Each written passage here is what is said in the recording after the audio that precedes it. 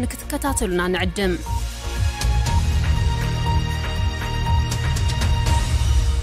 كون سجنتا بي بي سي أفان أوروموتي نولين ترا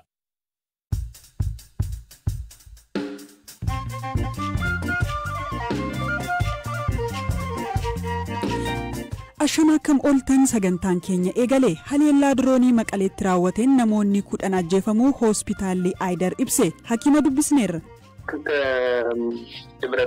Konkolaachiftootni ambulaansotaa reeffishan gara Aydar reeffishan biroon ammoo gara hospitaala maqalee akka deeman nutti maniiru. Mootummaan haaraa Keeniyaa hariiroo Itoophiyaaf Keeniyaa irratti waan geeddaru qabaata. Imaammanni haajaalaa baay'een mallattoo ergaa dabarsuun kan guutamedha.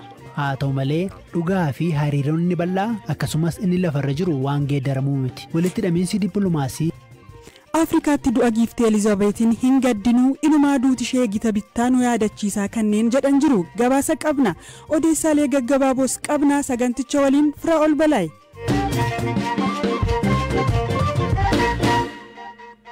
Haleellaa diroonii maqaleetti raawwateen namoonni 10 ajjeefamuu hospitaalli Aydar ibse hospitaalli guddichi magaalaa maqaleetti argamu hospitaalli Aydar haleellaa ganama kana mudateen namoonni lubbuun darbuu fi kanneen miidhaan irra ga'e yaalamaa jiraachuu ibseera. Hospitaalicha keessa kan hojjetan Dr. Faasikaa Amda Sillaasee shamarran 2 rukutamanii hospitaala seenuu argeeraa jedhan. كنت جبرانوكهم أو 5 ساعات أكبر 5 دقائق har'a ganama naannoo sa'a lamaatti dubartootni lama gara hospitaalaa dhufan kanneen dirooniin miidhamanii jedhamee natti himamee dhaqeen ilaale wal'aansi baqaqsanii yaaluu kan hin barbaachifneen ta'us miidhamanii turan kun ta'ee sa'a tokko booda ammoo ambulaansonni namoota du'an baatanii dhufan konkolaachiftootni ambulaansotaa reeffishan gara Aydar reeffishan biroon ammoo gara hospitaala maqalee akka deeman nutti maniiru hospitaala keenya keessa madoon 13 dhufanii jiru haleellaa dirooniin miidhamanii gara kutaa baqaqsanii yaaluu kagalan jiru fuulli isaanii harki isaaniif mataan isaanii ka miidhame keessatti argamu. Haleellaa diroonii har'aa guyyoota walitti aanan lamaaf kan raawwatame yeroo ta'u mootummaan Itoophiyaa haleellaawwan kana ilaalchisee yaadni kenne hin jiru. Qondaalli TPLF Geetaachoo Raddaa haleellaan diroonii har'a magaalaa Maqaleetti raawwachuu himanii haleellaan kamuu injifannoo humnoonni keenya dirree lolaatti argatan boodatti hin deebisuu jedhan. Kibxata kaleessaas haleellaan diroonii Yuunivarsiitii Maqalee kaampaasii Addii Haqii jedhamutti raawwatamuu humnoonni Tigraay komataniiru. Mootummaan Itoophiyaa waraanni kaaba Itoophiyaa dhukaasa dhaabuu ji'oota 5 booda torbee 2 dura yeroo deebi'ee eegalu buufataalee waraanaa TPLF xiyyeeffachuun haleellaan qilleensaa akka gaggeeffamu beeksisee ture. Gama kaaniin loltoonni Itoophiyaa fi Eertiraa shiraaroo fi iddoowwan biroo qabachuu ajajaan loltoota TPLF ibsan. Ajajaan humnoota Tigraay Jeneraal Taaddasa Warrada loltoonni Itoophiyaa fi Eertiraa waraana tibbana bananiin shiraaroo dabalatee iddoowwan hedduu qabachuu ibsan. Ajajaan waraanaa TPLF kun kaleessa galgala fulbaana 13 2022 waraana gaggeeffamaa jiru ilaalchisuun ibsa buufata TV naannichaa irratti kennaniin humnoonni waraanaa biyyoota lamaa kallattii Eertiraan nurratti duuluun shiraaroo to'ataniiru jedhan Galaanaa Balaay dabalata qaba. Waraana kaaba Itoophiyaa waggaa 2 guutuuf dhiyaate dhukaasa dhaabuu ji'oota 5 booda torban 3 dura deebi'ee hammaateera. Abdiin waraanichi karaa marii nagaa furmaata argataa jedhus deebi'ee dukkanaa jira. Waraana deebi'ee hammaate kanaan wal qabatee humnoonni Tigraay irra deddeebiin adda waraanaa hedduun waraanni qindoomina mootummaa Itoophiyaa fi loltoota Eertiraan irratti banamuu himachaa ture. Mootummaan Itoophiyaa gama isaan waraana kana deebi'ee ka jalqabe humnoota Tigraay ta'uu malee waraana kanaan wal qabatee odeeffannoo hedduu kennaan jiru. Himannaawwan irratti dhiyaataniifis deebii hin laanne. Humnoonni TPLF erga waraanni akka haaraatti eegalee naannolee Amaaraa to'atan akka Qobbootti dhiyaate lolli jabaan qaammee 3 irraa eegalee gaggeeffamuu fi injifannoo argachuu himu. BBC'n garuu kana addatti mirkaneeffanne. Gama kaaba Tigraayin garuu humnoonni mootummaa Itoophiyaa fi Eertiraa waliin ta'uun haleellaa jabaa banuu shiraaroof iddoowwan kaanis qabachuu hoogganaa waraana Tigraay akka ta'an kan amanamu obbo Taaddasa Warrada TV Tigraayitti maniiru. ታሪክ እንዴት እንደሚገልጸው ግራ የሚገባ ነገር ነው ግን የኢትዮጵያ ሰራዊት በኤርትራ ተሻግሮ seenaan akkamitti akka ibsu bitaa namatti gala. Waraanni Itoophiyaa gama Eertiraatti ce'ee izii tokko guutuun kan izii bahaa jedhamu humnoota Eertiraa waliin adda waraanaa lamarratti hiriireera. Inni tokko karaa bitaan Eertiraa Tambeeniidhaan godhee karaa Shaallaal adda Aseeriin godhee gama Shiraaroon kan loluudha. Humna waraanaa kana waliin kutaa waraanaa Eertiraa 12 hiriiraniiru. Kana jechuun izii bahaatti hidha'uu kutaa waraanaa Eertiraa 12 jechuudha. Gama mirgaan ammoo baadimmee ka'umsa godhatee humni haleellaa raawwatu guutummaatti kan Shaabiyaati. Asiinis humna lafoo kutaa waraanaa 12tu hiriire. Addoota waraanaa kana lamaaniin izii bahaatti dabalataan kutaa waraanaa Eertiraa 24 fi kutaan waraana makaanaayizd Eertiraa 2 humna isaanii guutuun hiriiraniiru. Humna guddaatu bara haaraa Itoophiyaatti gidduu waraanni cimaan gaggeeffamutti TPLF waamicha dhukaasa haa dhaabnuutii dibaabee gamtaa Afrikaa jalatti mari'achuuf walii galeera jechuun ibsa baasee ture. Ibsa kana dhaabbileen idil-addunyaa dhimma Itoophiyaa irratti yaaddoo qabnaa jedhan simatanis mootummaan Itoophiyaa deebii ifa ta'e hin kennine. Hoogganaan waraanaa Tigraay Taaddasan kaayyoon mootummaa Itoophiyaa Tigraayin deebisanii to'achuun waraana hiikachiisuudha jechuun sababni waamichi isaanii fudhatama hin arganneef ibsan. ሁሉንም ካፒታሎች የትግራይን የመቆጣጠር ነው የነበረው።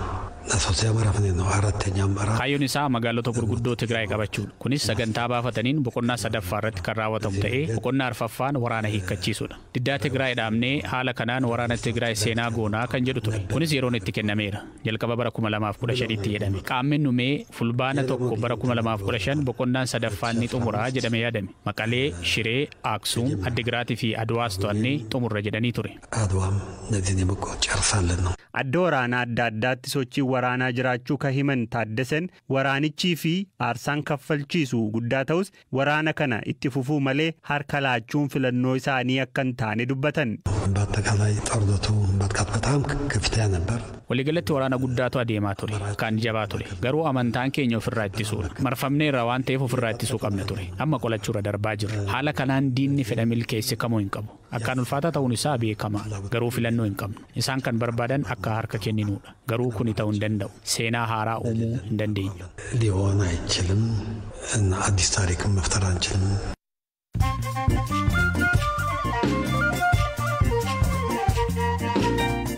Odeessaalee gaggabaaboon isinitti hima. Raashiyaan biyyoota 24 keessatti namoota siyaasaa irratti dhiibbaa taasisuuf jecha bara 2014 irraa qabee doolaara miliyoona 300 ol baasuu Ameerikaan himte. Himannaan State Departmentii kunis qorannoo tikaa Ameerikaa kibxata gadhiifame irratti kan hundaa'edha.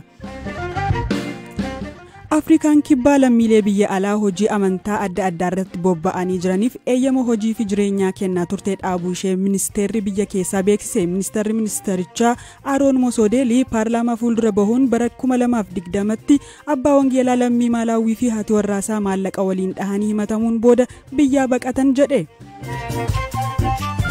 Magaalaa guddoo Libaanan Beeruututti dubartiin qawwee hidhattee hojjettoota baankii uggurtee. Dubartiin kun obboleettii ishee dhukkubsattee wal'aansisuuf herreega qusannoo ishee keessaa qarshii baasuu barbaaddee waan dhorkamteef kana kan raawwatte.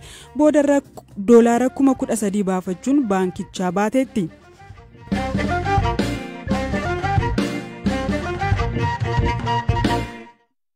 Pireezidaantiin haaraa Keeniyaa Wiiliyaam Ruutoon kaleessa yeroo kakuu raawwatan haasaa taasisan keessatti Itoophiyaatti nagaan akka bu'u sochii pireezidaantiin duraanii Uhuruu Keeniyaataan jalqaban akka itti fufsiisan waliigaluu himaniiru. Biyyoonni kunneen hidhata biyyoota ollaa kaanirraa adda ta'e kan seenaa lolaa hin qabne akka qaban xiinxaltoonni himu. Mootummoota dhufanii darbaniitiin dhimmi guddaan jijjiiramu akka hin jiraannes dubbatu. Ministeera Haajaa Alaa Itoophiyaatti dubbii himaa dippiloomaasii uummataa fi Keeniyaatti ambaasaadara duraanii Itoophiyaa kan turan Diinaa Muftii walitti dhufeenya Keeniyaa darbee fi dhufurratti yaada kana kennaniiru. Waayila koo Habtaamuu Xibabuutu dubbise. Biyyoota ollaa Itoophiyaa jiran keessa biyyoonni hagammaa karaa nagaatiin Itoophiyaa wajjin turan tokko Keeniyaadha. Biyyoota kaawwan biyyoota ollaa kaawwan wajjin wal shakkuun ture yeroo tokkotti walitti buufaa ture. Fakkeenyaaf Sumaalee wajjin walitti bu'iinsa ture. Suudaan wajjinis wal birraa ture. Hagammaa wal birraa ni jira. Wal birrachuu jedhu wal shakkuu Keeniyaa wajjin hagammaa seenaa Itoophiyaa fi Keeniyaa walitti bu'iinsatti walitti bu'iinsi ture. Daangaa fi achi yeroo tokko mul'achuu hin danda'a. Kun wanta guddaa akka wanti walitti deegamu. Mee walitti dhufeenya gama tokkoffaa gama securitytiin jiru lammaffaa immoo gama dippiloomaasii akkasumas gama dinagdeetiin natti maamee gama kanaan walitti hidhamiinsa akkamii qabu biyyaaleen lamaan kun. Innis dhugaadha. Last embassy Itoophiyaa keenya keessa jiru State House karaa isaa wanta dingata fayyadoo hin ta'in fedhii mootummaa Keeniyaa pirezidaantii Keeniyaa yooma Keeniyaa irraa ka'ee jechuudha. Isinis deemtuu fagoo deemuu qabdan asuma taa'uu qabdan waan jedhu achitti lafti sun kenname jechuudha. Kunis waan tokko argisiisa. Biyyoota lachuu dhaabaa Afrikaa keessa jiru isa jabeessuudhaafis hojjetu jechuudha. Ijaarsa keessas hojjetu ijaarsa cimsuudhaaf jechuudha. Gara qabeenyaatiinis haala adda addaatiin hojii daldaluudhaaf haala adda addaan investimentii walitti fiduudhaan wanni yaalamaa jiru jira. Humni ifaas jiru gara Keeniyaa erguudhaaf hojiin hojjetamaa jiru jira. Wanta mallattaa'ee jira. Yeroo gabaabaa keessatti gara ifaatiin walitti ta'iinsa hojjetu jira jechuudha. So walitti dhufiinsaa fi wal fakkeenya jira gara aadaatiin gara afaaniitiin. So biyyoonni kun lamaan biyyoota baay'ee wajjin hojjetan jechuudha. Dhimma siyaasaa fi dippiloomaasii baha Afrikaa kan xiinxalan Abdullahi Booruu imaammati haajaa alaa baay'een haasaa ergaa gaarii walii dabarsuun kan guutame ta'us haala qabatamaan biyyoonni kunneen wal fayyaduu waan barbaadaniif sichi hariiroon isaanii akka jabaatu yaadu. Walitti hidhamiinsi dippiloomaasii kan jabaa fi seena qabeessa ta'e ittuu ni jabaata malee hin geeddaramu. Sababiinsaas biyyoota lameeniif bu'aa qabeessa waan ta'eef baankiiwwan jaarmiyaalee inshuraansii fi dhaabbilee Keeniyaa baay'ee Itoophiyaatti dhiyootti arguu jalqabna. Biyyattiin waraanarra waan jirtuuf malee silaa dhaabonni kunneen kana dura jalqabu ture. Kun immoo Keeniyaafis Itoophiyaafis waan gaariidha. Itoophiyaan biyya uummata miiliyoona 100 ol qabdudha. Sun immoo Keeniyaaf gabaa guddaa yoo ta'u Itoophiyaafis bu'aa buusa. Daldalli biyyoota lameenii guddachuu qaba. Itoophiyaan buufata doonii Bombaasaa fayyadamuu barbaadde. Karaan sanatti baasu Isiyooloo hanga Marsabiit geessu asfaaltii ta'eera. Kana jechuun mi'a haala salphaa fi saffisa ta'een geejjibuun danda'amaa jechuudha. Itoophiyaan annisaa elektirikaa maddisiisuu gaafa jalqabdu biyyatti gurgurattu barbaadde. Keeniyaan immoo irraa bituu dandeessi. Ofii oomishuurra gatii gadaanaa yoo argatte jechuudha. Kunis Itoophiyaaf waan gaariidha. Kanaaf haala qabatama siyaasaa, dinagdee fi hariiroo guddinatti nama geessutu jira jechuudha.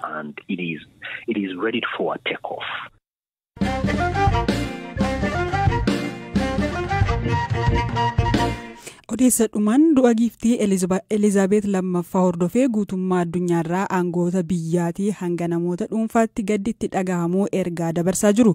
Biyyoota dur kolonii Biriteen turan keessaa hedduun isaanii ifatti du'a giiftii Elizaabeetitti gadduu ibsataniiru. Haa ta'u malee giiftii Elizaabeet jechuun hunda biraa kan dhagahamu miti. Sirna kolonii Biriitishiin wal qabatee biyyoota Afrikaa keessatti giiftiitti irratti qeeqii dhiyaataa jiru baay'eedha. Galaana Balaayi.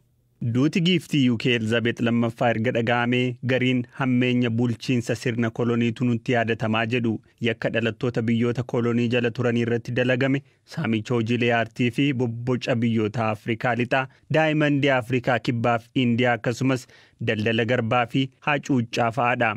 Mootummaan Afrikaa kibbaa ifatti gadduusaa yeroo ibsu paartiin mormituu Economic Freedom Fighters Party jedhamu garuu du'a isheetiif warra gaddan keessaa akkan taane beeksise. Bara bulchiinsaa ishee waggaa 70 keessatti yakka Biriteenii fi maatiin ishee guutummaa addunyaa irratti raawwataniif dhiifama gaafattee hin beektuu jechuun paartichi qeeqee jira. Duuti ishee yeroo hamaa biyyi kunii fi Afrikaan keessa dabarte kan nu yaadachiisudhas jedha. Qeeqxonni warri kaan ammoo giiftittiin bara mootummaa isheetti reeffa namoota osoo sirna gita bittaa warra British lolanii du'anii akka deebi'u gochuu qabdi turte jedhu. Keeniyaanonni fi lammiileen Afrikaa kibbaa mataa gootota dhuma jaarraa 19ffaatti Keeniyaatti warraaqsa Naandii jedhamu hooggananii fi Afrikaa kibbaatti ka bara 1835tti ajjeefamanii gaafataa jiru. Qabsaa'onni kunniin mataan isaanii akka waancaa moo'ichaatti fudhatamee Londanitti geeffamee ture. Keeniyaatti ajjeechaan gara jabinaa namoota warraaqsa maa'uu keessatti hirmaatan irratti dalagames ni yaadatama. Dhaggeeffattoota keenya sagantaa keenya har'aa goolabne odeessaalee dabalataaf marsariitii keenya mil'achuu dandeessu. Saganticha kan qopheesse Galaana Balaayi yoo ta'u kan isinii dhiyeesse immoo Firaa'ol Balaayiidha. Boor sagantaa wal fakkaataan hanga walitti dachaanutti halkan gaarii qabaadhaa. Nagaatti.